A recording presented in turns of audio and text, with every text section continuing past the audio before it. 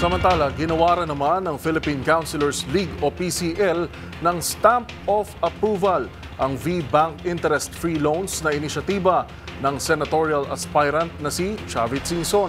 Pagbibida pa ni Singson, mahalagang hakbang ang tinawag niyang Bangko ng Masa para makamit ng mga Pilipino ang financial stability. Narito ang report ni Rose Babiera.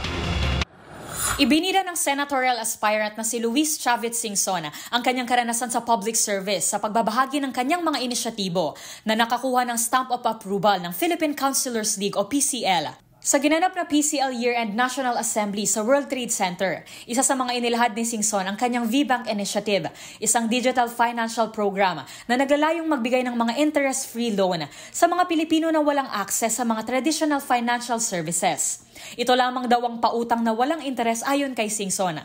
Hangad ng aspirante na magsilbing instrumento ang V-Bank upang makapagbigay ng financial stability at empowerment sa mga Pilipino, kaya niya ito tinawag na Bangko ng Masa. Dagdag pa rito, dahil ito ay digital bank, layon din gawing accessible ang banking services sa mga ordinaryong mamamayan, lalo na sa mga nakatira sa mga liblib at malayong lugar.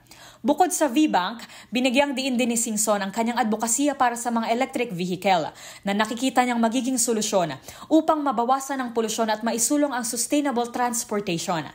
Para sa MBC TV Network News, ito si Rose Babiera. Una sa Pilipinas, una sa Pilipino.